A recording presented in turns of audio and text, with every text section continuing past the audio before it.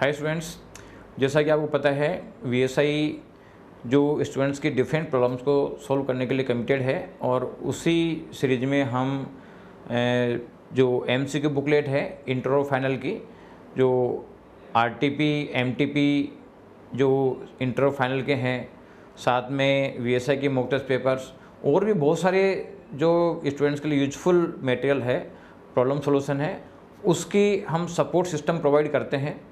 और उसके जो वीडियोज़ हैं, वीडियो सॉल्यूशन है, वो वीएसआई के यूट्यूब चैनल पे मिलेंगे। तो आप उसको सब्सक्राइब करके और बेल आइकन दबा दें जिससे कि उसको नोटिफिकेशन मिलते रहे। इसका पीडीएफ सॉल्यूशन आपको वीएसआई के टेलीग्राम चैनल पे मिलेगा, तो आप उसको भी ज्वाइन करें। और इन दोनों का जो नोटिफिकेशन है वो नोटिफिकेशन आपको वीएसआई के इंस्टाग्राम चैनल पे मिलेगा। तो आप तीनों को सब्सक्राइब करके रखें जिससे कि आने वाले हर वीडियो या हर पीडीएफ आपको टाइम पे मिलते रहें और उससे आपके प्रॉब्लम सॉल्यूशन होते रहें। तो थैंक यू स्टूडेंट्स। और आज इस सीरियल में हम आपको प्रोवाइड करने वाले हैं जो इंटर का जो पेपर नंबर 2 है। इस पेपर नंबर 2 है आपका कॉर्पोरेट एंड अदर लॉस। इसका हम एमसीक्यू बुकलेट का सॉल्यूशन आपको देने जा रहे हैं, तो आप इसका ध्यान से देखें, उसका बेनिफिट लें। Thank you.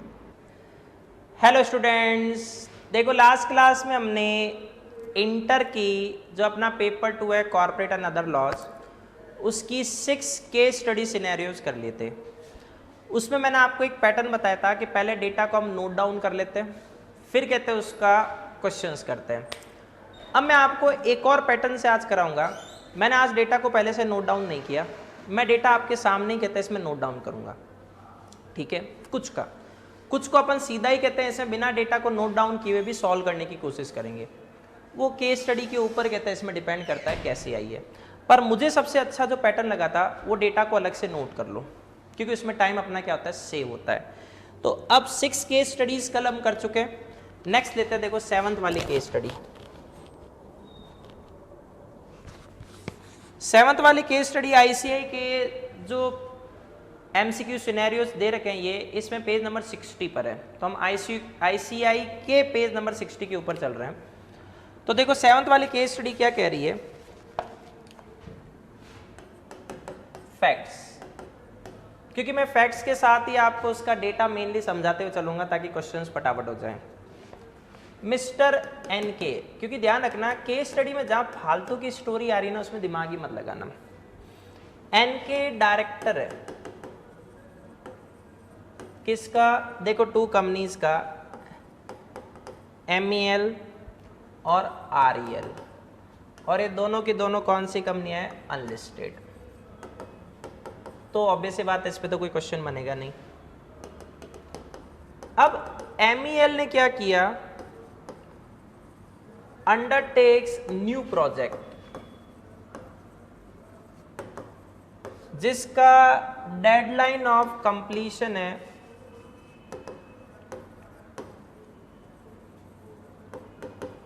Within 150 days. अब इसने ये न्यू प्रोजेक्ट किससे लिया, वो अपनी हेडेक नहीं है, इसको 150 डेज में वो प्रोजेक्ट कंप्लीट करके देना है। आप इस डेटा को फॉलो करना। अब जो बीओडी है उनकी कहते हैं इसमें देखो ओपिनियन क्या है कि वो, या सीधे लेते हैं, wants to invite deposit of rupees 80 crore. मतलब बीओडी क्या लेना चाहता है, इस प्रोजेक्ट को कंप्लीट करने के लिए 80 करोड़ का डिपॉजिट लेना चाहता है। खुशी की बात है। अब जो ये एनके है ये क्या करता है कि सर, मतलब इसको ऐसे बनाता है, एनके बीओडी को कहता है sir deposit for long term होता है और आप केवल कितना डेज के लिए लेना चाहते हो, 150 डेज। ये तो शॉर्ट टर्म हो गया। और current requirement is for short term.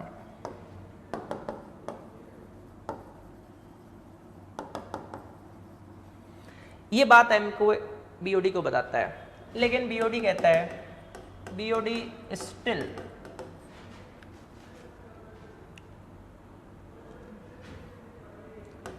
SR passed करवाते हैं शेयर होल्डर से, filed with ROC and raise deposit. मतलब BOD ने इस MK की बात पर ध्यान नहीं दिया, उन्होंने डिपॉजिट्स कहते हैं इसमें ले लिए। अब जो फाइनेंशियल स्टेटमेंट ऑफ MEL है, ये क्या कहते हैं कि सर आपका जो टर्नओवर है वो है ₹980 करोड़,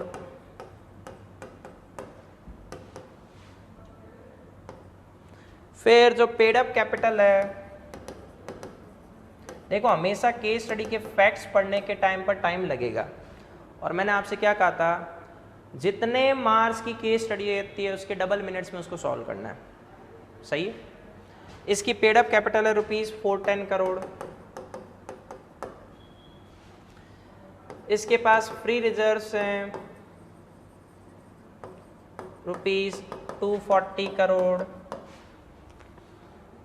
इसके पास CRR है कैपिटल रिडम्पशन रिजर्व ₹120 करोड़, और इसके पास सिक्योरिटीज प्रीमियम अकाउंट में भी कुछ बैलेंस है, वो है ₹150 करोड़।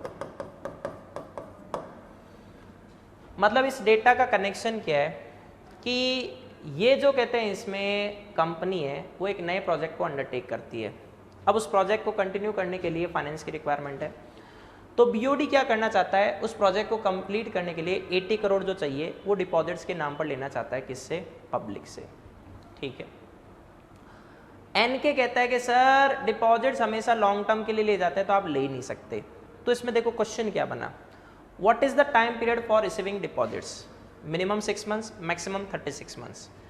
तो देखा जाए NK की बात सही है, लेकिन मिनिमम डिपॉजिट का क्या आपने एक्सेप्शन नहीं देखा कि for short term requirements of funds, for short term requirements of funds a company में accept deposits for less than 6 months. अब उसमें 2 कंडीशंस है, नंबर 1 वो मिनिमम 3 मंथ्स के लिए लेगी, number 2 short term requirements of funds कभी हायर अमाउंट की नहीं होती, हमेशा लेसर अमाउंट की या लोअर अमाउंट की होती है। तो कितना ले सकती है, 10% of paid up capital plus free reserves plus securities premium account. तो इसका मतलब इसको 150 डेज के लिए चाहिए, मंथ्स में कन्वर्ट करें तो 5 मंथ्स, तो ये 3 मंथ्स वाला डेटा फुलफिल हो गया। नंबर 2 बोर्ड कितना कहते हैं इसमें डिपॉजिट ले रहा है 80 करोड़, तो 10% ऑफ इसका paid up capital free reserves and securities premium account कितने, देखो 410 240 मतलब 650 150 800 करोड़, 800 करोड़ का 10% कितना आएगा 80 करोड़। BOD कितना डिपॉजिट्स ले रहे हैं 80 करोड़, कितने टाइम के लिए 5 मंथ्स। तो देखो मिनिमम 3 मंथ्स वाली कंडीशन फुलफिल, 10% वाली कंडीशन फुलफिल, तो ये डिपॉजिट्स लिया जा सकता है। तो NK बेवकूफ था। आगे बढ़ते हैं। अब देखो इसमें जो दूसरी कंपनी थी REL क्या करिए मिस्टर क्वेश्चन मार्क नाम के सेलर से purchase of immovable property,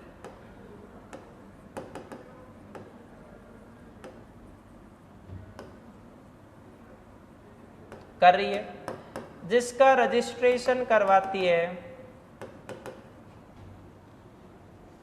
on 31 अगस्त 20। मतलब 31 अगस्त 20 से ये प्रॉपर्टी अब किसकी हो गई REL की, ठीक है। एक महीने बाद 30 सितंबर 20 को इसे नॉलेज हुई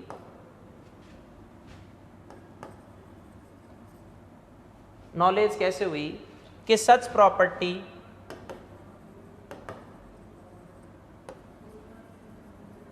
इज ऑलरेडी एनकम्बर्ड। एनकम्बर्ड का मतलब उसकी सिक्योरिटी पर लोन ले रखा है for loan from financial institution. Sir आपने इस प्रॉपर्टी की सिक्योरिटी पर एक फाइनेंशियल इंस्टीट्यूशन से क्या ले रखा है, लोन ले रखा है, जिसका रजिस्ट्रेशन ऑफ चार्ज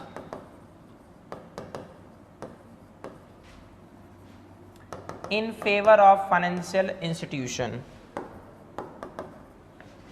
कब हो गया था, ऑन 16th May 2019। मतलब फाइनेंशियल इंस्टीट्यूशन के फेवर में चार्ज का रजिस्ट्रेशन आपने करवा दिया था 16 मई 2019।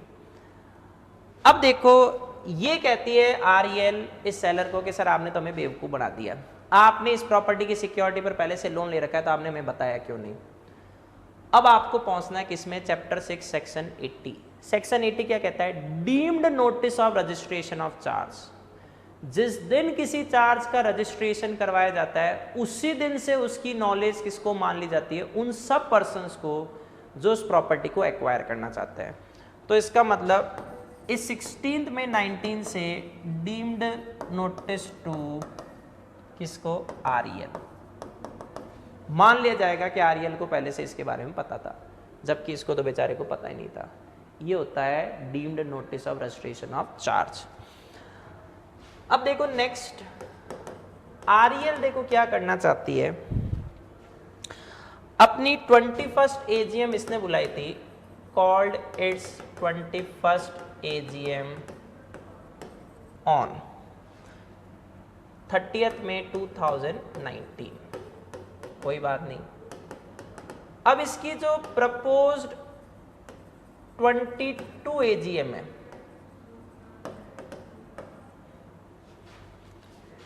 ये not conducted till 30th September 2020 due to covid, नहीं बुला पाई। तो इसने application to ROC for extension of time दिया। आरओसी ने grant extension of 2 months।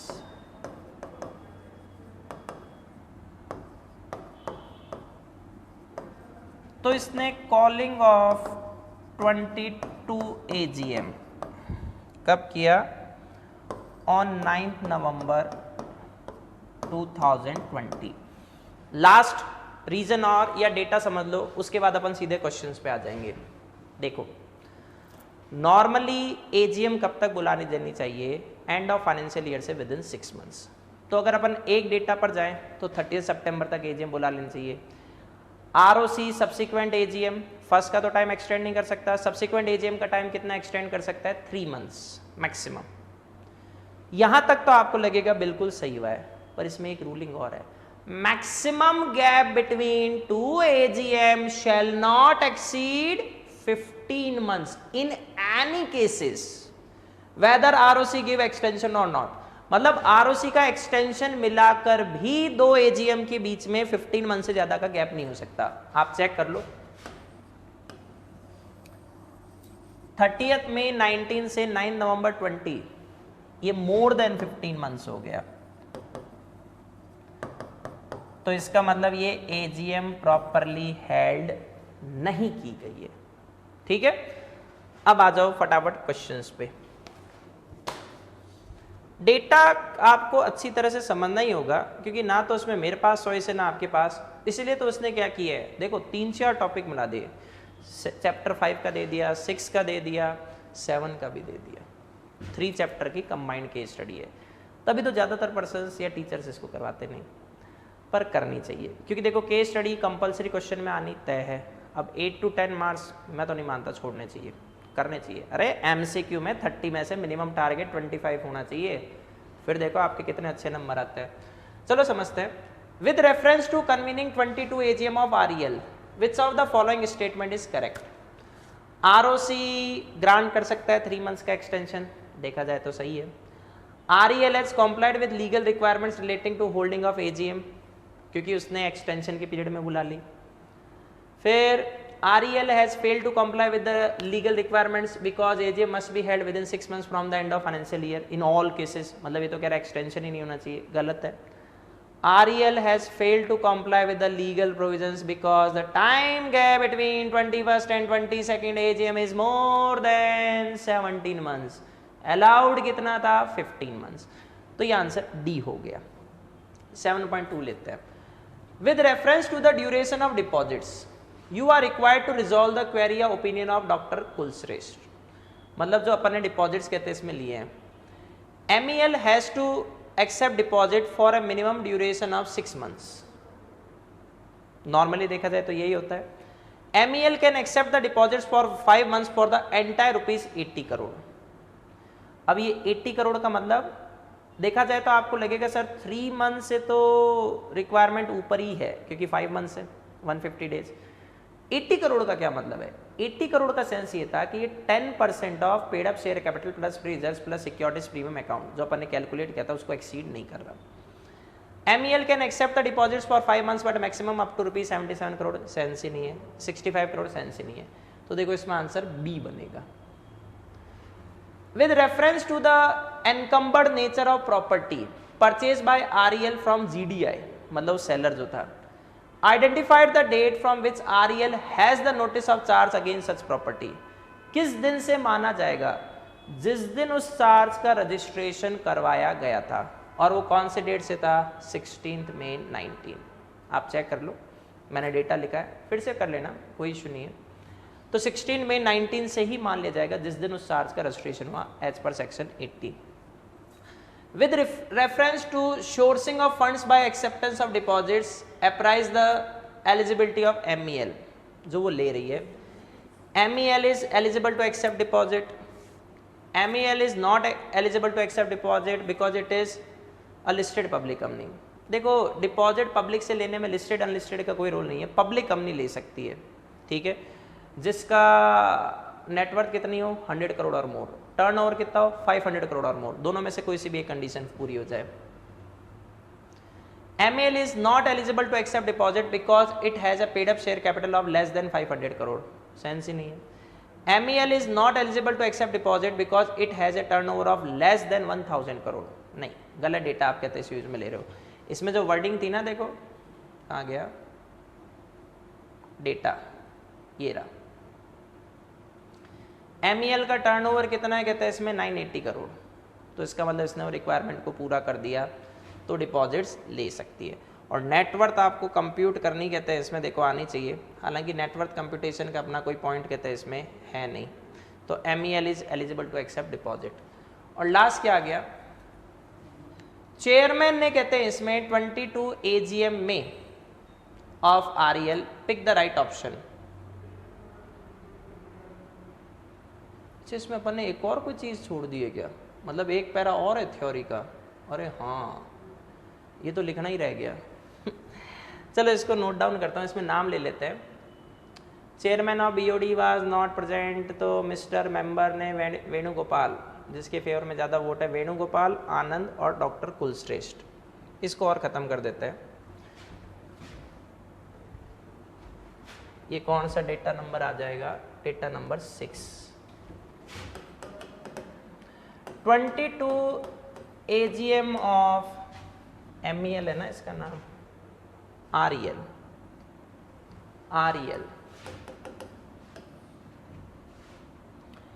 Appointment of chairman करना था, ठीक है। BOD wants to appoint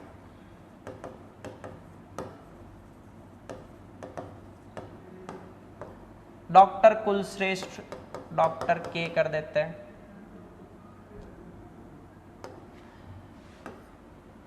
show of hands से voting in favour of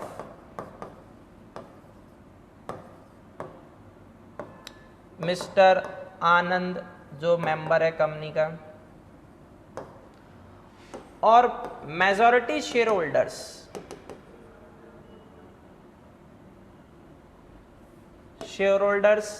having majority shares, वो क्या करना चाहते हैं? wants to appoint, क्या नाम था इसका,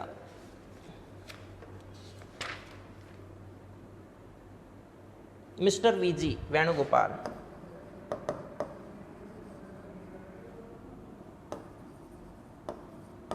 ठीक है, ये भी मेंबर है। इसके लिए उन्होंने डिमांड ऑफ पोल किया। अब देखो रूल लेते हैं। सेक्शन 104 क्या कहता है? Who is the chairman of general meeting? Members जब अपने में से किसी बंदे को चेयरमैन बनाते हैं वो चेयरमैन माना जाएगा। अब सेक्शन 107 क्या कहता है? मीटिंग में फर्स्ट प्लेस पर वोटिंग किससे होती है? सर शो ऑफ हैंड, ठीक है, जब तक कि पोल की डिमांड नहीं कर ली जाती। तो शो ऑफ हैंड से कौन अपॉइंट हुआ? मिस्टर आनंद। तो जब तक कि पोल की डिमांड से कोई नया चेयरमैन अपॉइंट नहीं आता है, who is the chairman of meeting? Mister Anand. और जब शो ऑफ हैंड से वोटिंग मिस्टर वेणुगोपाल के फेवर में हो जाएगी तो फिर वो अपॉइंट हो जाएगा। तो अब देखो अपना क्वेश्चन क्या था,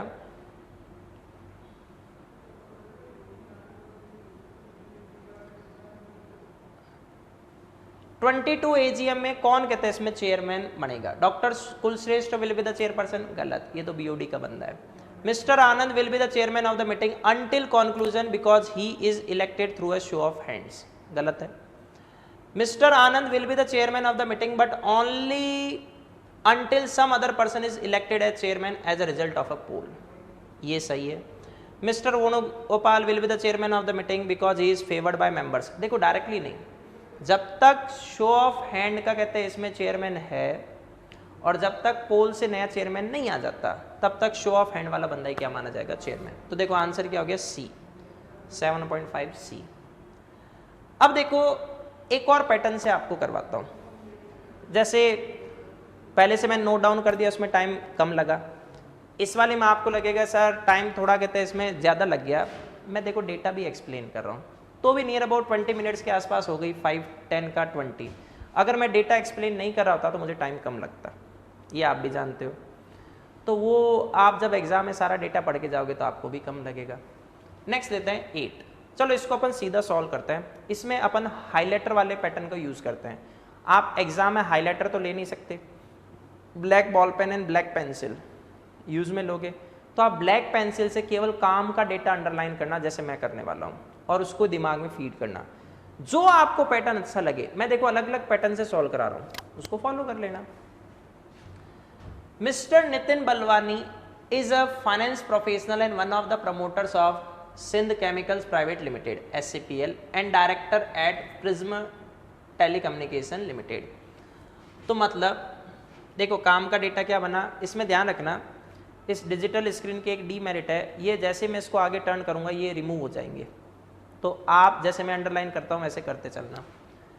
ये मिस्टर नितिन बलवानी है, ये प्रमोटर तो देखो किसका है? इस SCPL का, और डायरेक्टर किसका है? PTL का, ठीक है। SCPL एक प्राइवेट कंपनी है, नाम में आंसर है, where as PTL is a listed public company. ये काम का डेटा फिर आ गया, प्राइवेट तो खैर उसके नाम में आ ही गया। SCPL जो प्राइवेट कंपनी है ये काम की चीज़ है, चलो SCPL as a private company को भी टिक कर लो। SCPL में 196 तो इंडिविजुअल मेंबर्स है, प्राइवेट कंपनी में मैक्सिमम कितने मेंबर्स हो सकते हैं? 200। जब अपन 200 की काउंटिंग करने जाएंगे तो जॉइंट शेयर होल्डर्स को कितना मानेंगे? 1। एम्प्लॉइज एक्स एम्प्लॉइज जिनको स्वेट इक्विटी शेयर्स या ईसोस या ईसोप के यहाँ पे शेयर्स दिए हैं तो वो भी मेंबर बन जाते हैं, उनको काउंट नहीं किया जाएगा 200 में। तो इसमें 196 तो इंडिविजुअल है। फिर 6 एम्प्लॉयज़ हैं जिसमें 3 KMP है, 2 सर्विस में है, 4 कहते हैं इसमें पास थे, तो एम्प्लॉयज़ को तो काउंट करना ही नहीं। एम्प्लॉयज़ को शेयर्स किसके नाम पर कहते हैं? इसमें मिले थे ईसोप के बिया पर, ये काम का ही नहीं। In addition to this mister ABC are joint share holders of 1000 shares. ABC को कितना मानना है? 1, 196 आ गया, 1 ये हो गया। फिर X और Y ये भी जॉइंट ओनर्स हैं, इसको भी कितना मानेंगे? 1। Miss Balwani is of opinion that SCPL has cross the maximum limit for members in case of private company. Sir नहीं की, 196 + 1 + 1 मतलब टोटल डेटा कितना हुआ? 198। इस पैटर्न से भी कर सकते हो, ये भी आसान लगेगा पैटर्न, ठीक है। तो वो आपको एग्जाम में कहते हैं इसमें ध्यान रखना, अंडरलाइन करते हुए आप ऐसे पेंसिल का यूज़ कर सकते हो, उसमें कोई इश्यू नहीं है, बाद में इरेज कर देना केस स्टडी सॉल्व होते ही। आगे बढ़ते हैं, ये हो गया 198 का लॉजिक क्लियर है। प्राइवेट कंपनी में मैक्सिमम 200 मेंबर्स हो सकते हैं, 200 में एम्प्लॉयज़ एक्स एम्प्लॉयज़ वाले मेंबर्स नहीं काउंट करने हैं जिनके पास कंपनी के शेयर्स थे। सेकेंड थिंग कहते हैं जॉइंट शेयर होल्डर्स को कितना मानना है? 1। काम खत्म। आगे बढ़ते हैं। SCPL वही private company, SCPL is growing and is funding this growth through private equity placement, मतलब प्राइवेट प्लेसमेंट ला रही है। Allotment of shares took place on 18 August 2020 after a valid invitation to subscribe to a select group of persons. तो थोड़ा section 42 mix करते हैं। देखो private placement में सेक्शन 42 कहता है सर 1 फाइनेंशियल ईयर में मैक्सिमम 50 पर्सन्स को, लेकिन कंपनीज रूल्स पे जाएं तो कहते हैं सर मैक्सिमम 200 पर्सन्स को। अगर दोनों में कॉन्ट्राडिक्ट हो तो पिक किसको करना है, 200 को, और कॉन्ट्राडिक्शन नहीं है तो जो आंसर दिया हुआ उसको फॉलो कर लेंगे, ठीक है। प्राइवेट प्लेसमेंट में जो अलॉटमेंट है वो कब तक कहते हैं इसमें हो जाना चाहिए, within 60 days from the date of receiving of application money. Private placement का return of allotment, return of allotment का मतलब एक डॉक्यूमेंट है वो हमें आरओसी को फाइल करना होता है, कब तक, within 15 days from the date of allotment. Return of allotment in case of private placement should be filed with ROC within 15 days from the date of allotment. In case of default, जो promoter KMP company है वो 1000 rupees per day की penalty के लिए क्या माने जाएंगे, liable. तो इसने देखो कितने पर्सन्स को कहते हैं इसमें अलॉट किया है, एक select group of persons, data इन्होंने दिया नहीं, पर अलॉट किया कब है, ये देखो काम की लाइन 18 अगस्त 2020 को, ठीक है। और रजिस्ट्रार के पास इसने 8 सितंबर 2020 को क्या फाइल किया, रिटर्न ऑफ अलॉटमेंट। अपने पास टाइम कितना था, 18 अगस्त प्लस 15 डेज, यहां तक फाइल हो जाना चाहिए, नहीं तो पेनल्टी ऑफ ₹1000 पर डे, ये आपके ऊपर क्या हो जाएगी, इम्पोज, सही है। तो अब देखो 18 अगस्त से 15 डेज कितने हुए, अगस्त कितने डेज का होता है, 31, 18 को साइड में कर दो तो 18 प्लस 13 कितने बन जाएंगे, 31, या ऐसे भी कर दो 31 माइनस 18 कितने डेज ले लिया अगस्त के, 13, 2 डेज किसके ले लो, सितंबर के। तो ये फाइल कब तक हो जाना चाहिए था, 2 सितंबर, फाइल आपने कब किया, 8 सितंबर, तो डिफॉल्ट ऑफ कितने डेज हो गई, 6 डेज, 6 डेज मल्टीप्लाई बाय 1000 तो पेनल्टी कितनी लगेगी, 6000। तो ये एक क्वेश्चन का आपका सॉल्यूशन आ जाएगा, ठीक है। SCPL does not have a separate corporate office, they operate from rusted office. Considering the expanding operation need for better reach and shortage of the available space, SCPL shifted its rusted office to the capital city of domicile state as stated in MOA on 28 अगस्त 2020। मतलब ये जिस state में इसका registered office था उसी की capital में, जैसे मान लो राजस्थान में होता तो कैपिटल क्या बनती, जयपुर, वहां पर इसने अपना रजिस्टर्ड ऑफिस कहते हैं इसमें शिफ्ट किया है, कब, 28 अगस्त 2020 को। तो इसका मतलब रजिस्टर्ड ऑफिस कहते हैं इसमें शिफ्ट करने के 4 फॉर्मूले होते हैं, एक विद इन लोकल लिमिट्स, एक outside the local limits but with in same state. तो ये कौन सा आ गया, outside the local limits but with in same state. तो इसे क्या पास करना होगा, स्पेशल रेजोल्यूशन, और आरओसी को कब तक इंटीमेशन देनी है, विद इन 30 डेज में। Copy of the rent agreement executed in this connection furnished to ROC on 9 October 20। Change कब किया है, 28 अगस्त को, 28 अगस्त से 30 डेज लें सीधा सीधा, तो देखो 27 कहते हैं इसमें सितंबर तक फाइल होना चाहिए, इसने कब फाइल किया, 9 अक्टूबर, गलती की। इन प्रेस्क्राइब्ड फॉर्म विद OR, गलत। रजिस्टर्ड ऑफिस आप लोकल लिमिट्स को छोड़ के जैसे ही चेंज करोगे वहां क्या पास करना है, SR, लोकल लिमिट्स होता तो BR से काम हो जाता, फिर गलती हो गई। ये आपका एक और क्वेश्चन का आंसर। नेक्स्ट, PTL जो वो लिस्टेड वाली थी, is expanding its network in the country, trying hard to reach remote villages and towns, फालतू, subscribers base is also increasing, PTL2 requires fund for expansion. PTL ने क्या किया, has decided PTL has decided to raise money through issue of secured debentures। एक नया amendment आया, वो ध्यान रखना, सिक्योर्ड डिबेंचर्स अगर इंफ्रा प्रोजेक्ट्स या इंफ्रा प्रोजेक्ट्स को फंडिंग वाली NPFC उनको छोड़ दे तो मैक्सिमम फॉर 10 ईयर्स इश्यू किए जा सकते हैं। Secured debentures other than infra projects और इंफ्रा प्रोजेक्ट्स फंडिंग एनबीएफसीज, मतलब जो इंफ्रा प्रोजेक्ट्स को फंड करने वाली एनबीएफसी उनको साइड में कर दे, तो मैक्सिमम कितने ईयर्स के लिए इश्यू होंगे? 10। इंफ्रा प्रोजेक्ट्स और के लिए मोर देन 10 ईयर्स इश्यू हो सकते हैं, उसमें कोई लिमिट नहीं है। तो सिक्योर्ड डिबेंचर्स केवल कितने टाइम के लिए इश्यू होंगे? 10 ईयर्स के लिए। इसने कौन से डिबेंचर इश्यू किए? सिक्योर्ड कितने ईयर्स के लिए? 12 ईयर्स। गलत है, कर ही नहीं सकते। On 31st August 2020, debenture trustee were duly appointed before the issue of letter of offer and debenture trust deed. debenture trust deed कब एग्जीक्यूट की गई है? 9 नवंबर 2020। debenture trust deed कब कहते हैं इसमें बना ली जानी चाहिए? उस इश्यू के आने से पहले। और आपने देखो इश्यू तो कब कहते हैं ला दिया? 31 अगस्त 2020, मतलब 12 ईयर्स इसमें ऐसे काउंट कर लो। और आपने डिबेंचर ट्रस्ट डीड कहते हैं इसमें कब बनाई? 9 नवंबर 2020। इश्यू लाने के बाद डिबेंचर ट्रस्ट डीड बनाई है, सेंसलेस है, उसकी कोई वैल्यू ही नहीं है। तो दो गलतियां हो गई, एक तो 12 ईयर्स के डिबेंचर्स और दूसरा डिबेंचर ट्रस्ट डीड जो पहले बननी चाहिए थी वो बाद में बनाई गई है। चलो, PTL gives loan of ₹12 lakh to its company secretary cum law officer जो केएमपी भी है, और इसकी सैलरी देखो कितनी है? 1.5 लाख मंथली। सेक्शन 67 क्लॉज 2 है शायद, उसमें क्या आता है कि कोई भी कंपनी अपने ही शेयर्स को परचेज करने के लिए अपने एम्प्लॉयज को लोन दे सकती है जो कंपनी के केएमपी और डायरेक्टर नहीं है। एम्प्लॉयज को लोन दे सकती है, केएमपी और डायरेक्टर को नहीं, की मैनेजर पर्सनल एंड डायरेक्टर को नहीं। वो लोन किसके लिए दिया जाएगा? फुल्ली पेड अप शेयर्स को परचेज करने के लिए जो उनकी सैलरी के मैक्सिमम 6 मंथ्स तक ही हो, मतलब 1 मंथ की सैलरी को मल्टीप्लाई कर लो 6 से, एग्रीगेट उतना ही हो। केएमपी को लोन नहीं दिया जा सकता, और इसने लोन किसको दिया है? केएमपी को। अब करते हैं questions. Number 1, with reference to shifting of registered office by SCPL, क्या पास करके इसने रजिस्टर्ड ऑफिस शिफ्ट किया? ओआर, और रजिस्ट्रार को 30 डेज के बाद इंटीमेशन दी, क्या वो सही था? नहीं। Identify the correct option out of the statement mentioned below. SCPL has complied with the legal provisions, उसने किया है? नहीं sir. SCPL should have pass SR instead of a OR, ये थोड़ा तो ठीक है। SCPL should have furnish intimation to ROC within 30 days, ये भी ठीक है।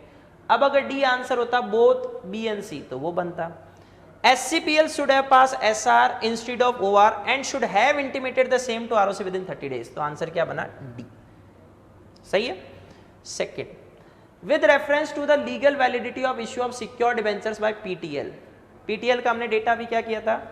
इसने 12 ईयर्स के डिबेंचर्स इश्यू किए, कोई इंफ्रा प्रोजेक्ट्स नहीं था, कितने के कर सकती थी? 10।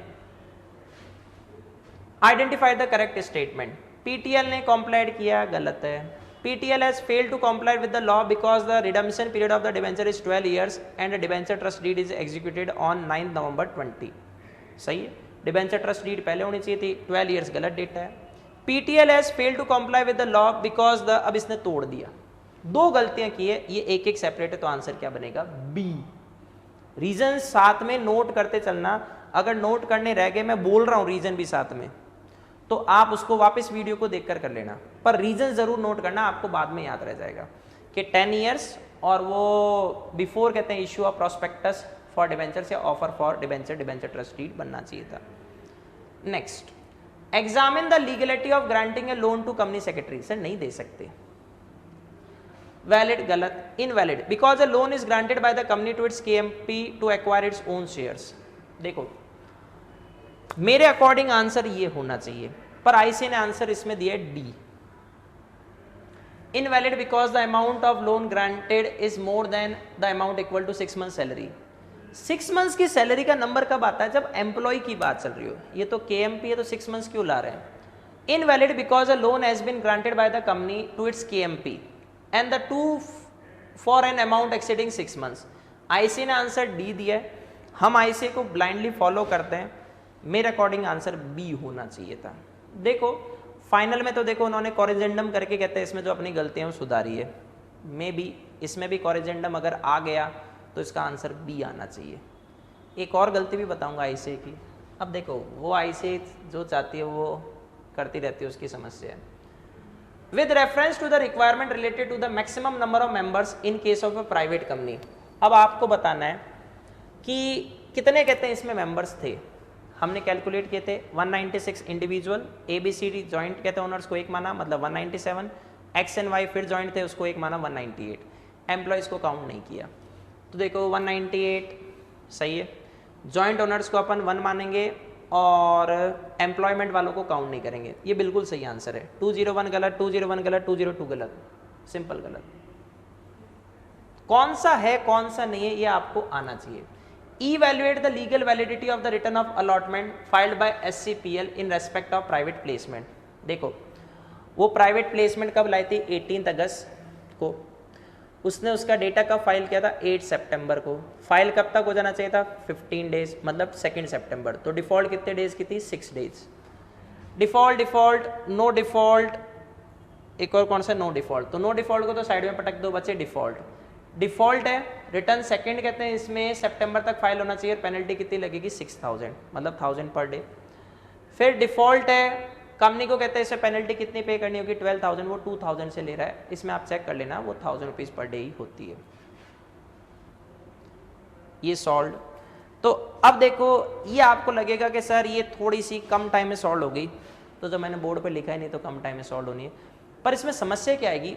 ये केस स्टडीज़ मेरे को आती है, क्योंकि मेरे से स्टूडेंट ने कहते हैं इसमें फ़ोन पर ऐसे पूछ के इसका आंसर निकला रखा है, तभी मेरे को कुछ डेटा तो याद है। आपके लिए तो फर्स्ट टाइम है, तो मेरे को आती है तो मैं इस डेटा को वापस माइंड में मेमोराइज कर लेता हूँ। वैसे भी मेरी मेमोरी थोड़ी सी ज़्यादा शार्प है। आपकी अगर ऐसी हो, आपको डेटा याद रह जाए तो अच्छी बात है, नहीं तो एक और तरीका बताता हूँ, एक सॉल्यूशन का और पैटर्न बताऊँगा। कुछ केस स्टडी के क्वेश्चंस इतने आसान कहते हैं इसमें होते हैं कि आपको कहते हैं इसमें केस स्टडी की डेटा भी पढ़ने की जरूरत नहीं पड़ती। कुछ केस स्टडीज़ की कैसे, वो आगे आने दो, बताऊंगा। 9th लेते हैं, चलो इसी पैटर्न से करते हैं।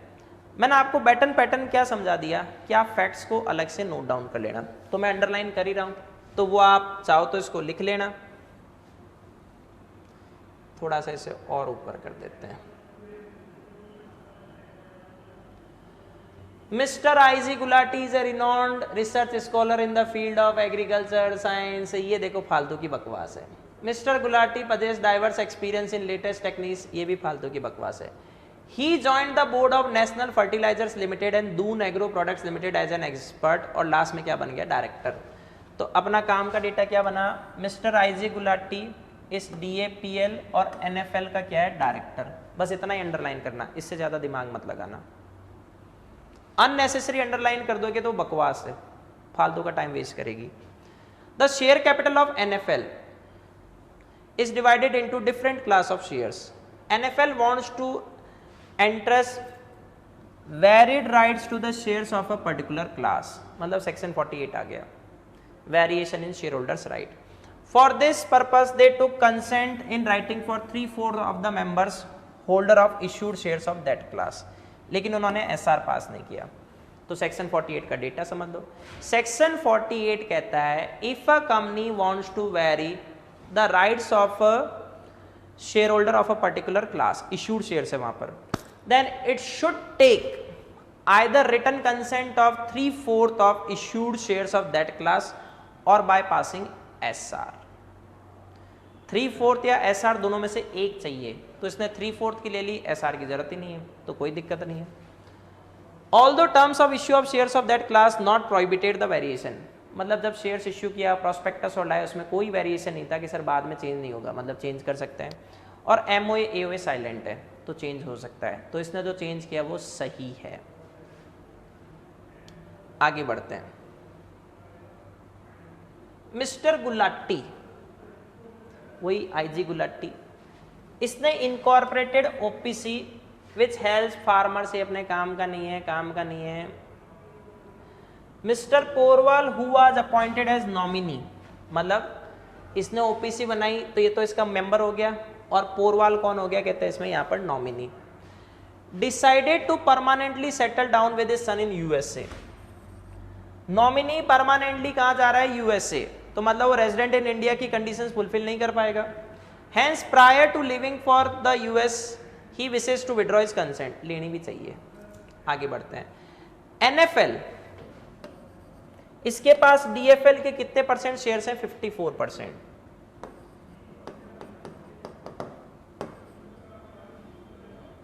ठीक है। NFL can exercise voting rights equivalent to 48% of the total voting power of DFL।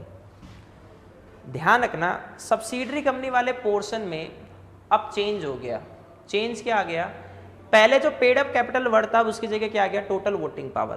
तो NFL के पास DFL की कितनी वोटिंग पावर है? 48%। क्या DFL NFL की सब्सिडरी बनी? नो। सब्सिडरी कब बनती है? जब more than half of total voting power is exercised by NFL। वो तो है ही नहीं भाई, मोर देन हाफ बना ही नहीं ना। NFL can change the composition of board of director because it can appoint 5 out of a total 12 directors. देखो, subsidiary company के दो डेटा है। अगर होल्डिंग कंपनी सब्सिडरी कंपनी के बोर्ड ऑफ डायरेक्टर के कंपोजिशन पर राइट रखती है, if holding company controls the composition of board of director of a subsidiary company, which means holding company may appoint or remove majority of directors of subsidiary company। 12 की majority किस पे बनेगी? 7। ये केवल कितने अपॉइंट कर सकती है? 5। तो देखो दोनों ही सिचुएशन, पहली बात 48% ही वोटिंग पावर है, वो लेस देन 50 है, होना मोर देन 50 चाहिए था। दूसरी बात, composition of board of director पे कंट्रोल नहीं है। तो इसका रिजल्ट क्या हुआ? NFL DFL की होल्डिंग कंपनी नहीं है, या DFL NFL की सब्सिडरी कंपनी नहीं है। आगे बढ़ते हैं। अब देखो आगे क्या कह रहा है। Balance sheet of DAPL are given below.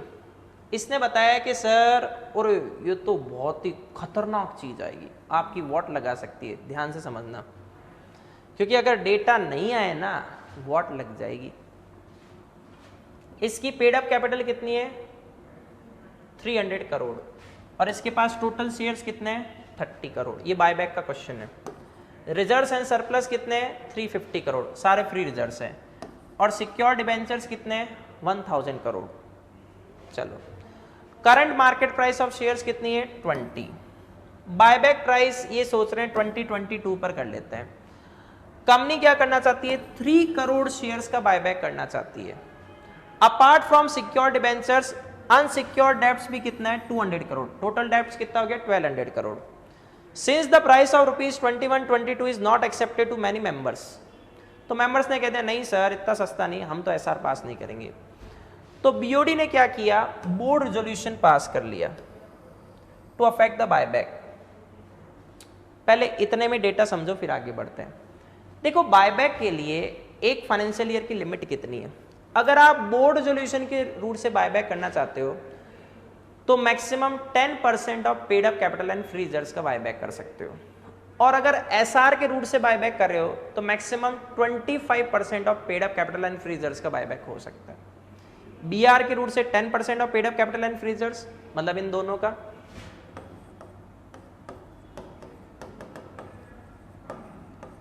और SR होता, अब शेयर्स कितने? 30 करोड़। 30 करोड़ का 10% अगर अपन देखें तो 3 करोड़ शेयर्स तक है, तो ऐसे तो कोई इश्यू नज़र नहीं आ रहा। पर आपको समस्या पता है क्या है? इसमें समस्या है डेब्ट इक्विटी रेशियो की। डेब्ट इक्विटी रेशियो क्या कहता है कि सर 2 पर क्या स्टैंड कर रहा है? डेब्ट। 1 पर क्या स्टैंड कर रहा है? इक्विटी। सर डेब्ट इक्विटी रेशियो तो फॉलो करना पड़ेगा। वो क्या कहता है कि after completion of buyback, total या aggregate debts of the company shall not be more than twice of remaining equity, और उस रिमेनिंग इक्विटी में आप क्या कर लो? फ्री रिजर्व्स को भी ऐड कर लो। तो अब देखो टोटल डेब्ट्स कितने हैं? 1200। 21 को मेंटेन करने के लिए रिमेनिंग इक्विटी कितनी होनी चाहिए? 600 की। ठीक है। अब अगर आप 3 करोड़ शेयर्स का बायबैक करोगे, अरे इवन 20 में कर लो, 21 में कर लो, 22 में, किसी में भी कर लो, तो आपको अमाउंट कितना चाहिए? अगर आप 20 पे कर रहे तो 60 करोड़ चाहिए। अगर आप 21 पे कर रहे हो 3 करोड़ शेयर्स का बायबैक, तो आप 21 मल्टीप्लाई बाय कहते हैं इसमें कितना करो 3, तो 63 करोड़ चाहिए। और अगर आप 22 में करो तो 66 करोड़ चाहिए, अमाउंट चाहिए ना आपको ये बायबैक के लिए। आपके पास फंड बचे कितने हैं भाई? 600 करोड़ तो छोड़ने थे, कितने 650। तो टोटल अवेलेबल बैलेंस या फंड्स फॉर बायबैक कितना है? ₹50 करोड़। ये क्वेश्चंस मेरे से बहुत सारे बच्चों ने पूछा, सर ये तो मेरे को लगता है डेटा इन्होंने गलत दे दिया। देखो आईसीए की साइड से डेटा गलत होने के चांसेस बहुत रेयरेस्ट होते हैं, हम उसको प्रॉपर्ली समझते हैं नहीं, ये हमारी समस्या है। तो क्या आप 3 करोड़ शेयर्स का बायबैक कर सकते हो? आंसर है नो।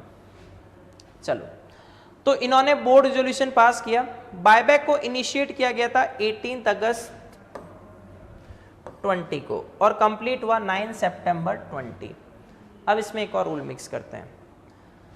जिस दिन बायबैक कंप्लीट होता है उसके विद इन 7 डेज में जो शेयर्स बॉट बैक किए गए उनको फिजिकली डिस्ट्रॉय करना है या एक्सटिंग्विश करना है। Within 7 days from the date of completion of buyback shares bought back should be extinguish और physically destroy by the company within 7 days.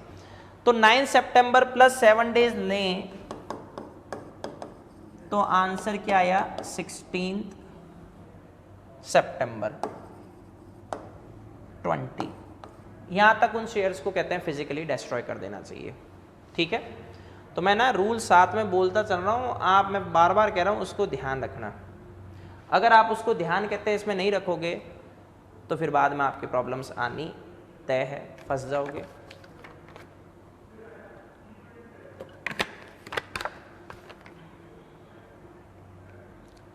अब लेते हैं क्वेश्चंस।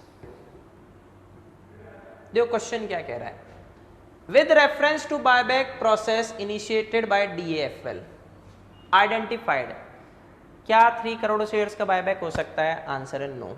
तो आपको चेक करना है, डीएपीएल कैन बायबैक 3 करोड़, गलत। DAPL can not buyback 3 crore shares at the rate 22 per share because the maximum amount available for buyback is 65 crore, गलत। मैक्सिमम अमाउंट कितना था? 50 करोड़। फिर डीएपीएल कह रही है 21 पर भी नहीं कर सकती क्योंकि 65 करोड़ है। अरे बुद्धिहीन, 21 को अगर अपन 3 से मल्टीप्लाई करेंगे तो आंसर होता है 63 और आपके पास फंड कितने? 65, तो फिर बायबैक क्यों नहीं हो सकता? तो ये तो वैसे ही गलत। बच गया क्या? D, डीएपीएल can not buyback 3 crore shares even at the rate 21 पर share because total funds available are ₹50 crore. अगर ऐसे 50 करोड़ लिख देती ना, मैं 100% गारंटी देता हूँ अब बच्चे को डेब्ट इक्विटी रेशियो याद आता, क्योंकि वो कैलकुलेट करता कि 50 करोड़ कहाँ से आए। तो आंसर डी है। Next, identify the correct statement out of the following regarding the status of DAPL and its relationship with NFL. NFL के पास डीएपीएल के कितने % वोटिंग पावर है? शेयर कैपिटल पे मत जाना, टोटल वोटिंग पावर 48%। क्या डीएपीएल इसकी सब्सिडरी बनी? नहीं। सेकंड, एनएपीएल नहीं, एनएफएल डीएपीएल के कितने डायरेक्टर्स अपॉइंट कर सकती थी? 5 आउट ऑफ 12। क्या मेजॉरिटी है? नहीं। तो डीएपीएल इसकी सब्सिडरी नहीं है। DAPL is a subsidiary subsidiary subsidiary, answer है डी। देखो सेलेक्ट द ऑड वन से हो गया। सेलेक्ट द ऑड वन में 100% फॉर्मूला नहीं मानता, क्योंकि कल ही आपको समझाया था कुछ आंसर्स कहते हैं उसकी वजह से क्या हो जाएंगे? गलत कहते हैं इसमें हो जाएंगे। पर सेलेक्ट द ऑड वन एक बेटर थिंग है आंसर्स को जज करने की, तो ये थोड़ा सा ध्यान रखना। चलो नेक्स्ट लेते हैं, examine the legality of variation of rights in respect of a particular class of shares by NFL. NFL ने जो शेयर होल्डर्स की राइट में वेरिएशन किया था वो सही था या नहीं? सही था। इनवैलिड, गलत। वैलिड, वैलिड के 3 आ गए, मतलब अब आपको इसमें से क्या करना होगा? पिक करना होगा। तो इसमें देखो सबसे पहला, variation of share holders right are valid and necessary legal compliances are also met in full, सही है। फिर ये क्या कह रहा है? Variation of share holders rights are valid but NFL has failed to comply with the necessary requirement, मतलब उसने एसआर पास नहीं किया, गलत। Variation of share holders rights are valid but NFL is not authorized to entrust the same because it's MOA does not allow the same. अरे MOA silent था तो इसका मतलब तो वो कर सकती है, तो आंसर बी बन गया, वेरिएशन सही था। Next, mister Porwal can withdraw his consent as a nominee by giving written notice to. देखो ध्यान रखना, अगर कहते हैं sole member of OPC nominee को चेंज करना चाहता है तो सोल मेंबर ये बात ओपीसी को बताएगा और ओपीसी किसको बता देगी, आरओसी को। लेकिन अगर नॉमिनी अपनी खुद की कंसेंट विड्रॉ करना चाहता है तो उसे दो बंदों को बतानी है बात, एक सोल मेंबर को और एक ओपीसी को। तो पोरवाल अपनी कंसेंट विड्रॉ करना चाहता है तो सोल मेंबर एंड ओपीसी दोनों को ये बात बताएगा। ओपीसी फिर आगे किसको बता देगी, आरओसी को। तो इसका आंसर क्या हो जाएगा, सी। डायरेक्टली आप आरओसी के पास मत पहुंचना। Next, bye selecting the correct option evaluate the legal validity of physical destroying the shares. क्या उसने 7 डेज में डिस्ट्रॉय किए थे, नहीं, उसने ज्यादा टाइम लगाया था। तो DAPL is not legally required to physically destroy the shares, ये तो गलत है। DAPL shall extinguish and physically destroy the shares within a reasonable time, reasonable time नहीं, डेटा गिवन है। DAPL shall extinguish and physically destroy the shares by 16 सितंबर 2020, सही है क्योंकि 9th को उसका बायबैक कंप्लीट हो गया था। DAPL shall extinguish and physically destroy, उसने 8 डेज और ऐड कर दिए, सेंस ही नहीं है। 7 + 8 इसने 15 से सॉल्व करने की कोशिश की है, यहाँ 7 डेज है, तो आंसर सी। 5 का देखो answer C. Within 7 days from the completion of buyback वो शेयर्स आपको डिस्ट्रॉय करने होंगे। नेक्स्ट लेते हैं 10। Mister Manoj Samwal is retired chief librarian from central university. देखो ये सब बकवास होती है। He was a whole time director of SPML, ये सही है। Mister Manoj Panwal also incorporate another company Doon printers and publish limited which is engage, इससे कोई काम नहीं है। Assets of SPML were charge in favour of a financial institution, ये ठीक है।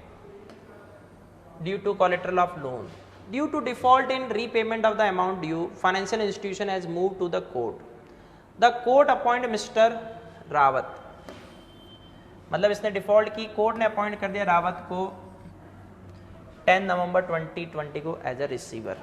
ये आ गया क्वेश्चन कौन सा, सेक्शन 84, ठीक है। A copy of the order was received by him on 13 नवंबर 20, कोई सेंस नहीं है। देखो पॉइंट क्या कहना चाहता है, सेक्शन 84 कहता है intimation to company and ROC about appointment of receiver and manager. या तो अपॉइंट करने वाला देगा या जो अपॉइंट हुआ वो खुद देगा। कब तक देगा, within 30 days from the date of order और डेट ऑफ अपॉइंटमेंट। तो डेट ऑफ ऑर्डर क्या है, 10 नवंबर 2020। इससे विद इन 30 डेज में ये बात जो मिस्टर रावत है वो किसको बताएगा, ROC एंड कंपनी को, कि सर मैं आ गया हूं। ठीक है, आगे बढ़ते हैं। एक तो हो गया क्वेश्चन यहां पर ही solve. DPPL is growing business, जिसको फंड चाहिए। After considering the available source of funds and the cost of capital, DPL decided to raise funds. ये काम का पॉइंट है। Through the public deposit route, ये कोई प्राइवेट कंपनी है नहीं। DPPL एक्सेप्टेड डिपॉजिट्स ऑन 1 सितंबर 2020। ओपिनियन ऑफ मैनेजमेंट है कि सर आपको कहते हैं इसमें जो क्रिएशन ऑफ चार्ज करना है उसके रिगार्डिंग मैनेजमेंट की ओपिनियन डिवाइडेड है। हाफ ऑफ डायरेक्टर्स कहते हैं कि सर एसेट्स को आपको चार्ज पे रखना चाहिए जो पहले से एनकम्बर्ड नहीं है, अनएनकम्बर्ड है, मतलब जिस पे पहले से लोन नहीं है। And to take up deposits insurance in order to keep the credit rating of the company healthy.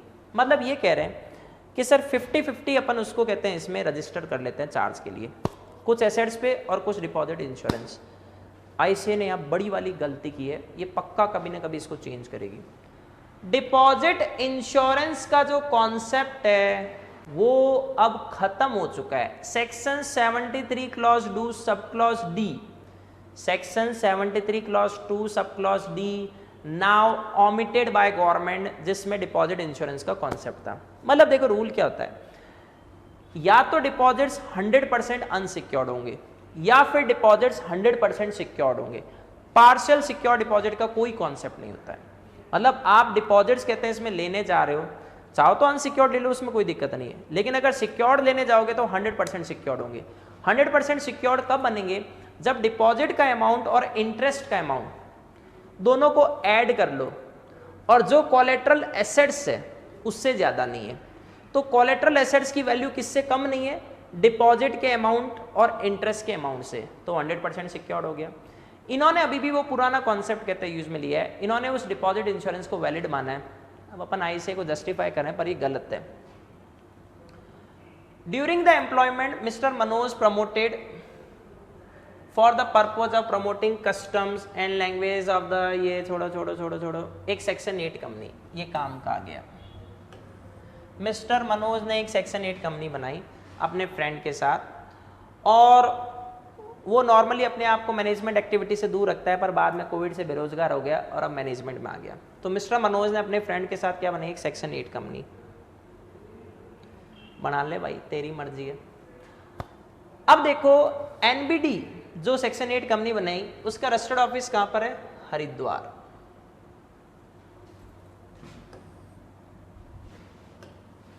ठीक है। एनबीडी ने एक बुक फेयर कहते हैं इसमें बनाया, गढ़वाल मंडल कहते हैं इसमें हॉल। रजिस्टर्ड ऑफिस कहां था, हरिद्वार। अब उसने वो कहां पर बनाया, गढ़वाल।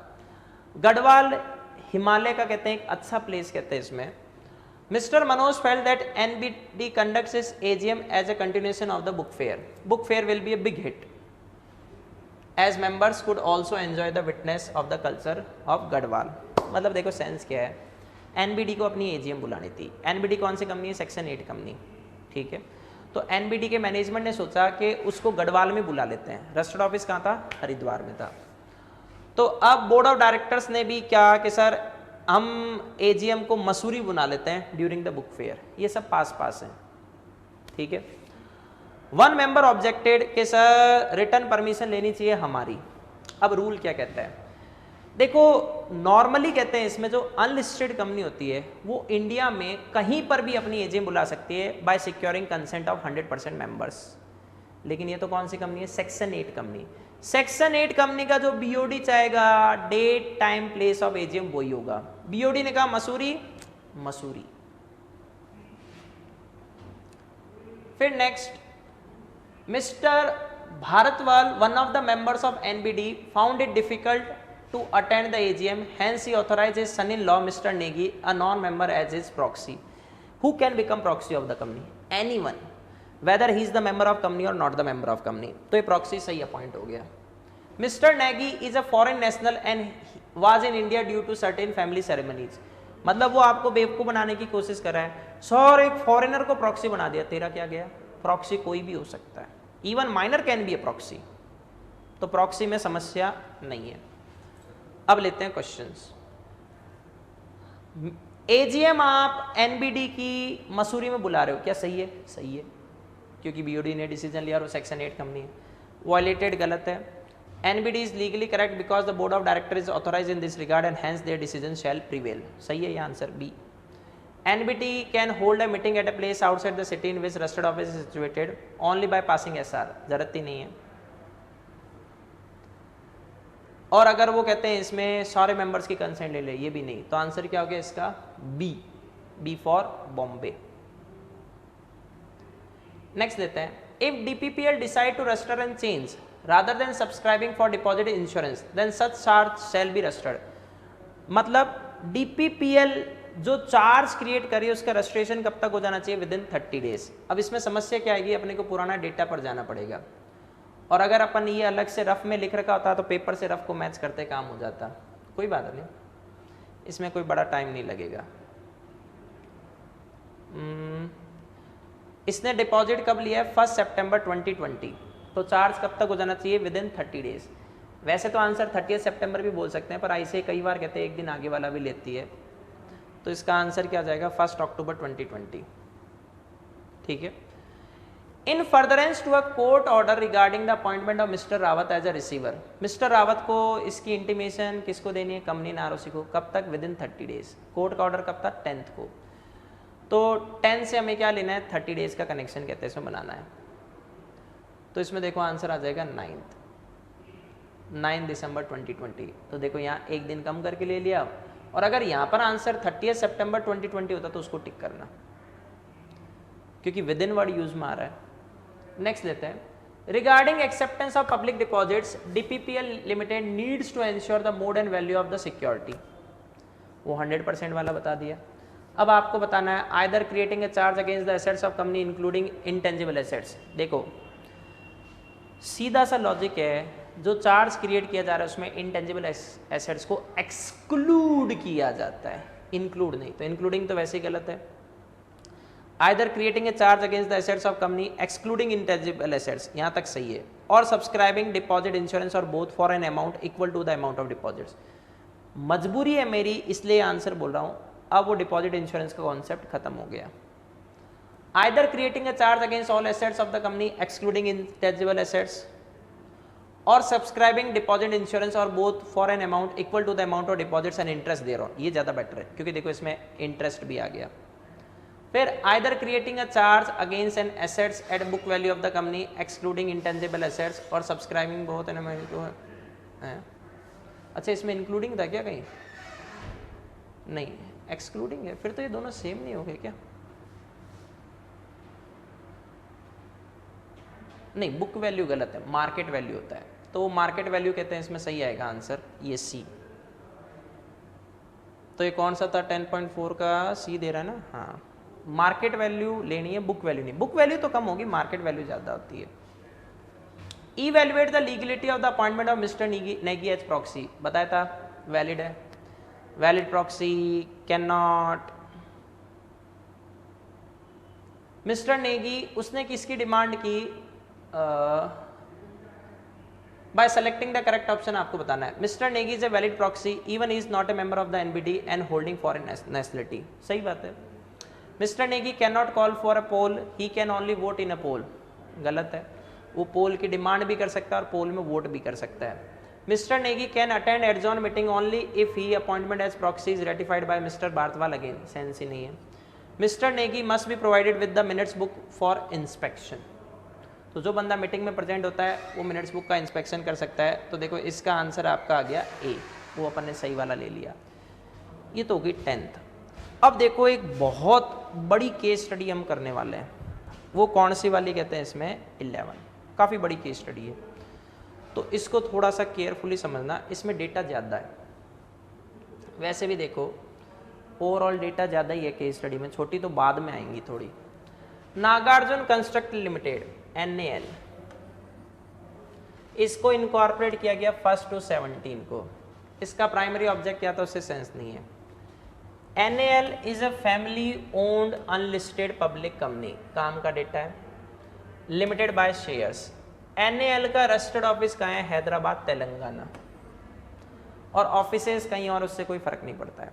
ये काम का डेटा है, अनलिस्टेड पब्लिक कंपनी है, फैमिली मेंबर्स ने बनाई है, रजिस्टर्ड ऑफिस कहाँ पर है? Telangana.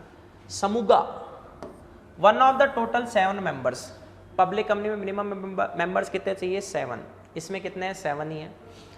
Who also has subscribe to the memorandum of association of NAL, unfortunately made with road accident and expired, ये काम का है।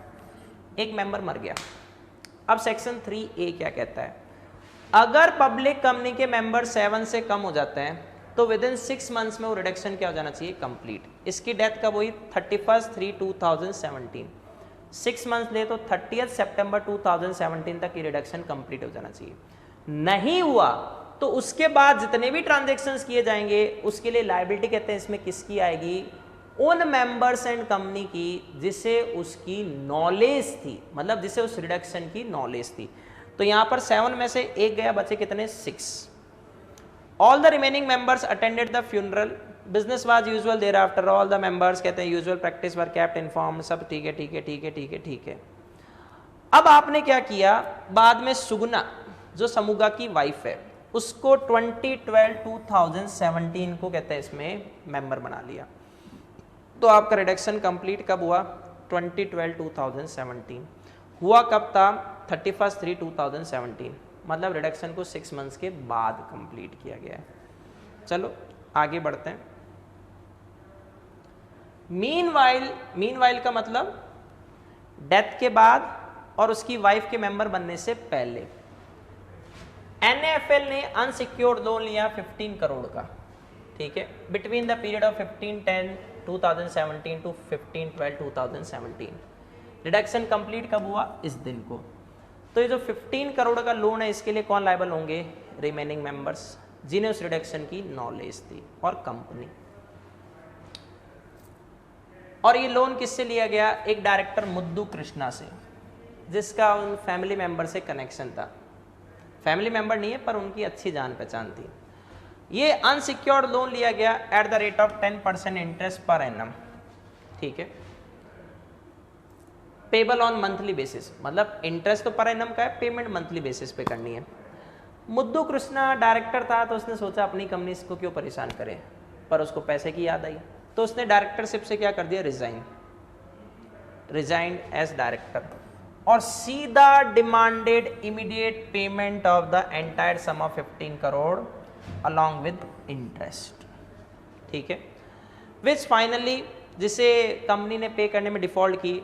तो मुद्दू कृष्णा ने कहते हैं इसमें क्या किया? Nagarjuna, one of the 7 member, क्योंकि इसी के नाम से कंपनी बनी है, entire debts owed by NAL to him since he was the head of the family.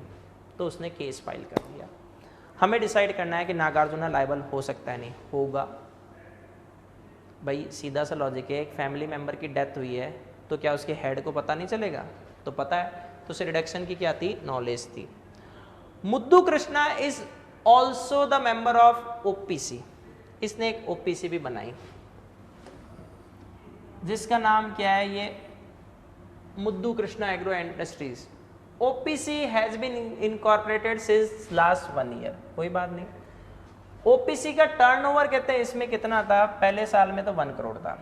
Paid up capital कितनी थी? 55 लाख, मतलब 5 लाख से पेड अप कैपिटल बढ़ के कितनी होगी? 55 लाख। तो मतलब OPC चाहे तो अपने आप को नॉर्मल पब्लिक या प्राइवेट कंपनी में कन्वर्ट कर सकती है। अब इसमें एक ICA का एजम्पशन का डिफरेंस है। देखो OPC 2 years from the date of incorporation तक नॉर्मली क्या रहेगी? OPC, उसके बाद वो अपने आप को पब्लिक या प्राइवेट कंपनी में कन्वर्ट कर सकती है। यहाँ तक तो ICA और मेरे को कोई इश्यू नहीं है। मेरा और ICA में डिस्प्यूट क्या है? ICA कई जगह लेती है और कुछ जगह नहीं लेती कि सर अगर विद इन 2 ईयर्स में OPC की पेड अप कैपिटल किसको एक्सीड कर गई? 50 लाख को, या टर्नओवर किसको एक्सीड कर गया? 2 करोड़ को, दोनों में से कोई सी भी एक, तो वो कंपल्सरली किस में कन्वर्ट हो जाएगी? प्राइवेट कंपनी में, 2 बंदों वाली। मेरा मानना है वो बाय चॉइस कन्वर्ट हो सकती है। ये हम दोनों की कहते हैं ओपिनियन का डिफरेंस है। पर देखो मेरा और ICA की ओपिनियन का डिफरेंस तब तक नहीं सुधारना जब तक ICA उसको कॉरिजेंडम से नहीं सही कर लेती है। तो हम ICA को कहते हैं इसमें क्या करेंगे? फॉलो करेंगे। चलो आगे बढ़ते हैं, ये छोड़ दो। Years passes, size of the business and share capital of NAL substantially increase. NAL plans to go for expansion in capacity. Keeping in mind, इसको 25 करोड़ चाहिए, तो इसने फाइनेंसिंग के लिए देखा। एक ओपिनियन था कि सर आप प्राइवेट प्लेसमेंट से कहते हैं इसमें इक्विटी शेयर इशू कर दो, तो इसने सेलेक्ट ग्रुप ऑफ 50 पर्सनस को प्राइवेट प्लेसमेंट का कहते हैं ऑफर दे दिया और उसके लिए क्या पास कर लिया? SR। सही है, प्राइवेट प्लेसमेंट के लिए पहले बोर्ड मीटिंग में BR देन SR पास करना चाहिए, 50 में भी कोई इश्यू नहीं। And also after duly following the required procedure under the corporate laws, monies received on application were kept in a separate bank account with Canara bank. However for some reason आप 60 days में allotment नहीं कर पाए। देखो rule क्या है private placement का, अभी बताया था, जिस दिन आपने मनी रिसीव किया उसके विद इन 60 डेज में अलॉटमेंट हो जाना चाहिए। नहीं हुआ तो एंटायर अमाउंट आपको नेक्स्ट 15 डेज में रिटर्न करना है। नहीं रिटर्न किया तो 60th डे के एंड से प्राइवेट प्लेसमेंट के केस में 12% पर एनम का इंटरेस्ट लगेगा, और अगर वो पब्लिक इश्यू होता तो 15% पर एनम के रेट पर इंटरेस्ट लगता। तो यहाँ कितना लगेगा? 12, कहाँ से? 60th डे के एंड से, ठीक है।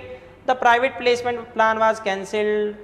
अब NAL opted for bank loans for finance the expansion, मतलब पहले तो प्राइवेट प्लेसमेंट में जा रही थी, बाद में उसने बैंक लोन ले लिया।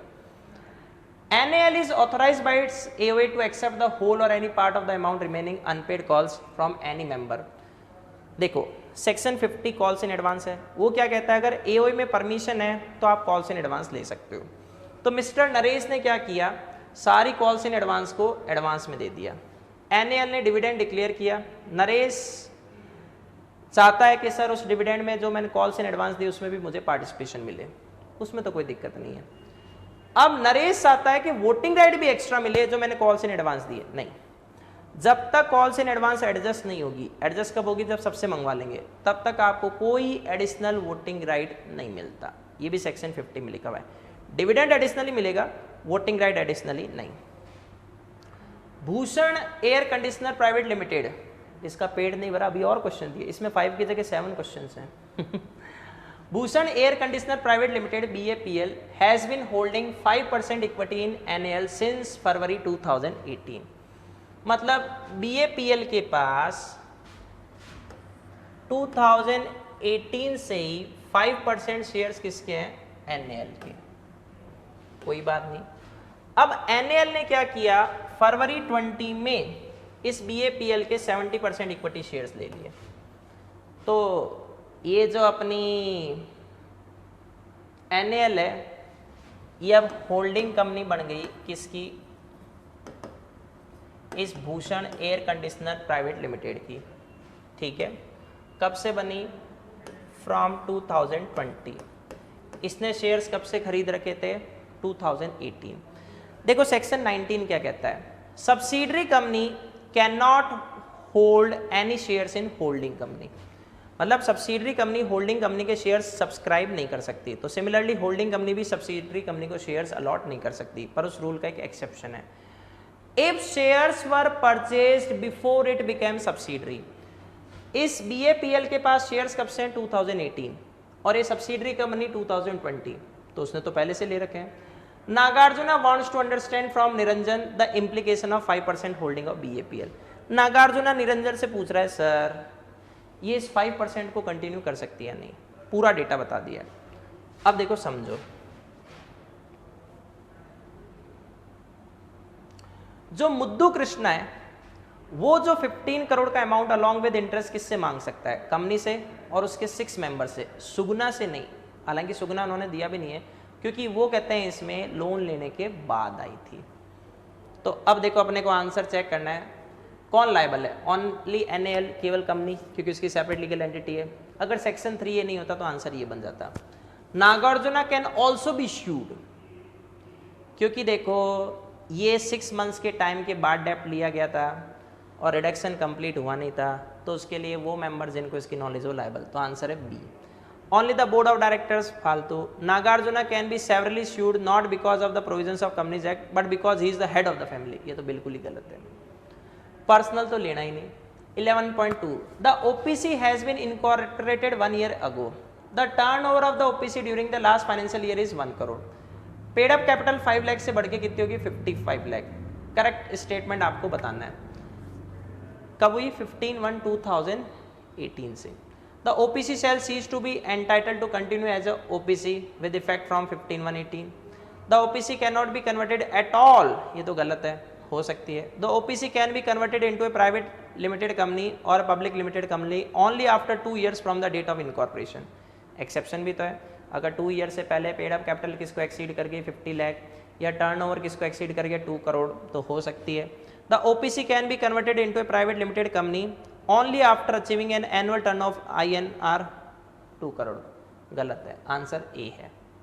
बस इसमें सीज वर्ड से मुझे प्रॉब्लम थी, सीज वर्ड कंपलसरी के सेंस में ले जा रहा है और मैं मानता हूँ चॉइस होना चाहिए, तो अभी तो ICAI के भी आप ये फॉलो करो, और वैसे भी बेटर आंसर यही है। अब ये देखो 11.3 का 1 फिर 2 ऐसे करके इन्होंने 5 से बढ़ा के 7 दे दिए। The board identified select group of 25% and issued private placement offer and application duly following the required procedure. कोई दिक्कत नहीं है, SR वैसे भी पास हो गया था। अब आपको बताना है कि पूरी पब्लिक को बताना था, क्या प्राइवेट प्लेसमेंट का एडवर्टीजमेंट दिया जा सकता है? अरे कंपनी चाहे तो भी नहीं दे सकती, अगर दे दिया तो पब्लिक इश्यू बन जाएगा। प्राइवेट प्लेसमेंट में जब बंदे पहले से आइडेंटिफाइड हो रखे हैं तो आप एडवर्टीजमेंट किस बात के लिए ला रहे हो, तो ये गलत है। A release of public advertisement in any local newspaper, जरूरत ही नहीं है। No company issuing securities under private placement shall release any public advertisement और यूटिलाइज मीडिया, नहीं कर सकती, ये सही है। Informing the public at large through advertisement और अदरवाइज इज ऑप्शनल, नहीं, चॉइस ही नहीं है, आंसर सी। कर ही नहीं सकते प्राइवेट प्लेसमेंट का पब्लिक एडवर्टीजमेंट, पब्लिसिटी होती नहीं है। बंदे सेलेक्ट हो रखे तो फिर जरूरत क्या है। Second, however for some reason NAL ने अलॉटमेंट नहीं किया विद इन 60 डेज में, तब इसको पैसा वापस कब तक लौटाना चाहिए था? विद इन 15 डेज में। नहीं लौटाए तो क्या देना पड़ेगा? इंटरेस्ट। कब से? 60th डे के एंड से। The company shall repay the application money to the subscriber within 15 days from the expiry of 60 days and if the company has failed 18%, गलत, 12%। पहली बात तो देखो 12 कहाँ है, 18 तो सीधे हटा दो, 12 एक तो इसमें और इसमें कितना है, इसमें भी 12 है। अब ये कह रहा है कि आपको 12% इंटरेस्ट देना है from the expiry of 60th day, ये आंसर है। दूसरा कह रहा है 75 डे, मतलब उसने क्या किया, 60 डेज अलॉटमेंट के, 15 डेज रिफंड करने के टाइम उसको ऐड कर दिया।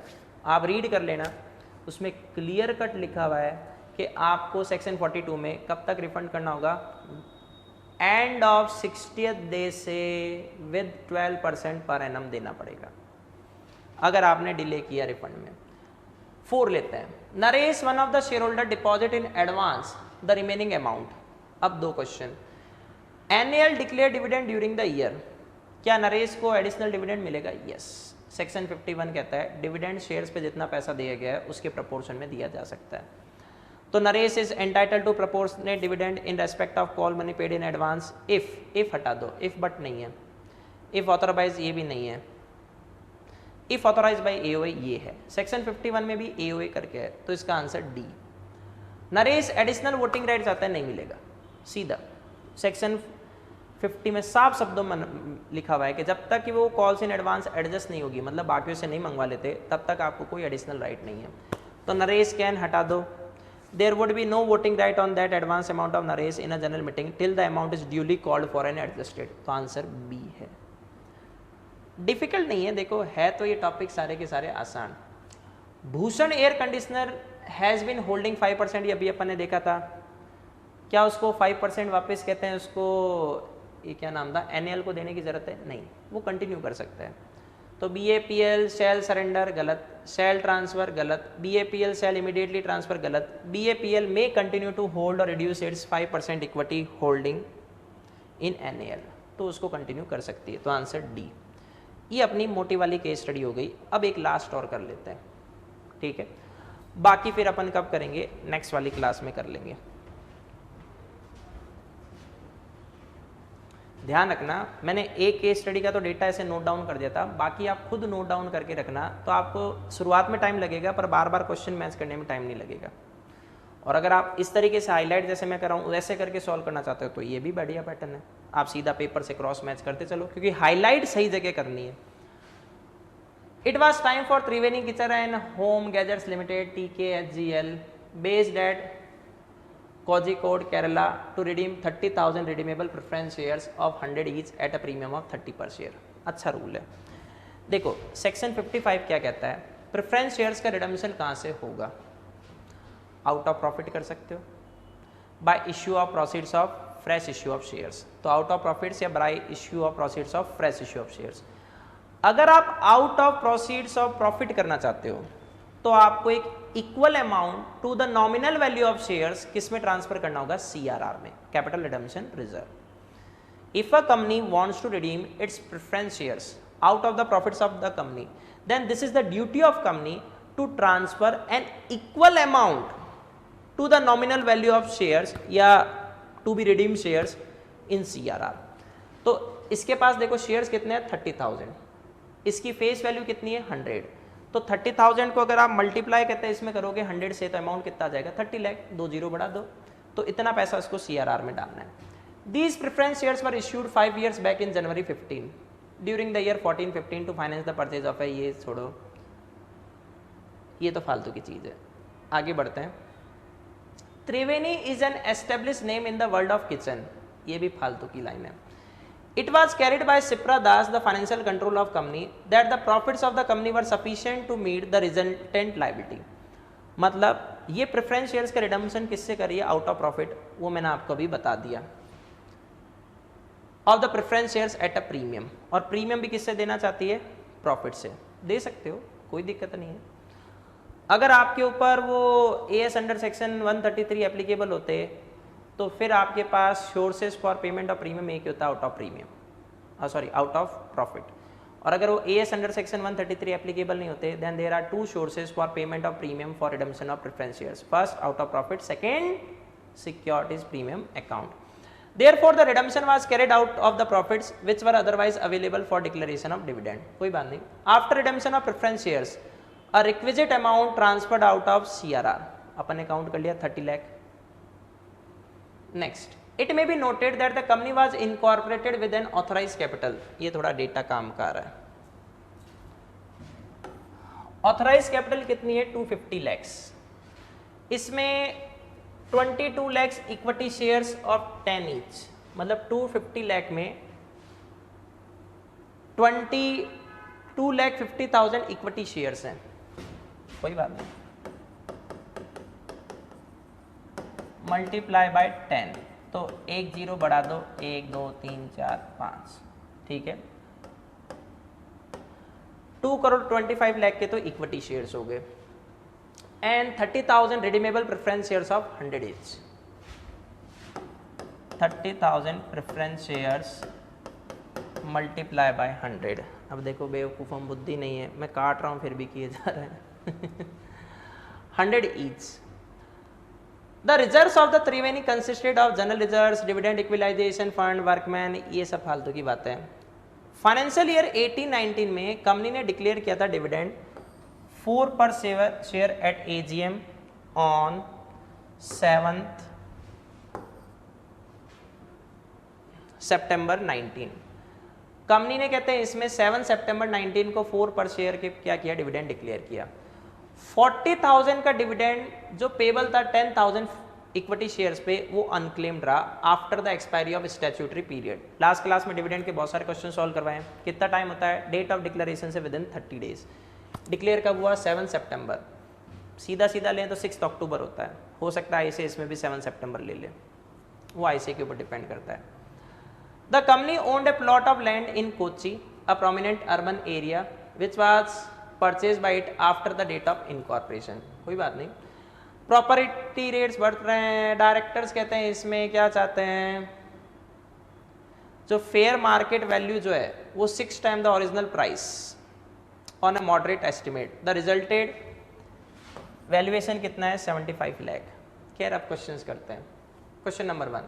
In the above scenario the company has created capital redemption reserve account after redemption 30,000 preference shares of 100 each. अब आपको बताना है out of the given option CRR किसके लिए यूटिलाइज हो सकती है. मतलब अपन पूरा डेटा नहीं पढ़ते तो भी ये क्वेश्चन सॉल्व हो जाता. CRR fully paid up bonus shares को इश्यू करने के लिए यूटिलाइज हो सकती है. तो CRR ये कह रहे हैं कभी यूज ही नहीं करेंगे तो बनाए क्यों? ये for issue off fully paid up bonus shares. तो इसका आंसर बी हो गया. Second, from the case scenario जो डिविडेंड है 42,000 का वो अनक्लेम्ड रहा even after the statutory period. अब आपको बताना है कि कंपनी को इस पैसे को एक सेपरेट अकाउंट में कब तक ट्रांसफर कर देना चाहिए? शेड्यूल बैंक में. कल किया है विद इन 5 डेज. तो डिविडेंड का पैसा विद इन 5 डेज में कहते हैं इसमें क्या हो जाना चाहिए? ट्रांसफर नहीं. अच्छा सॉरी, ये तो यूडी अकाउंट की बात करिए. यूडी 30 डेज खत्म होने से विद इन 7 डेज में. तो 30 डेज खत्म होने से विद इन 7 डेज कौन सा हुआ? सी. नेक्स्ट, कितना अमाउंट आपको CRR में ट्रांसफर करना है? तो मैं आपको बता चुका हूँ 30 लाख का. तो ये 30 लाख आ गए. 30 लाख कैसे लिए? Nominal value of preference shares to be redeem 30,000 multiply by 100, ये तो नॉमिनल वैल्यू है. उसको आप अगर प्रॉफिट से रिडीम करें तो CRR में ट्रांसफर करना है.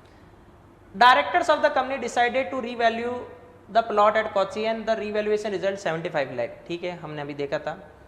तो डायरेक्टर को यूज लेना ये रीवैल्यूएशन प्रॉफिट ऑफ 75 लाख किसमें? अदर डिस्ट्रीब्यूटेबल प्रॉफिट्स के साथ डिविडेंड में. जो sources for declaration of dividend होता है उसमें कभी भी रीवैल्यूएशन कहते हैं इसमें रिजर्व्स यूज में नहीं आते. तो डायरेक्टर्स कैन यूज गलत. डायरेक्टर कैन नॉट यूज, नहीं कर सकते. द डायरेक्टर कैन यूज गलत. तो इसका आंसर हो गया बी. 12.4 का देखो आंसर है बी. नहीं कर सकते. रीवैल्यूएशन रिजर्व तो आपके इंटर के लेवल में कहीं पे भी ऐड होगा ही नहीं लॉ में. तो जो रिडम्पशन ऑफ प्रेफरेंस शेयर्स है was carried out by through utilization of profit which were otherwise available for declaration of dividend. If the company had decided not to utilize such profit for the purpose. अब बताओ दूसरा source क्या है? Redemption of preference shares मैंने अभी beginning में बताए थे, दो सोर्सेज है। Number 1 out of profit, number 2 out of the proceeds of fresh issue of shares. तो फ्रेश इश्यू ऑफ शेयर्स ढूंढ लो, ये रहा बी।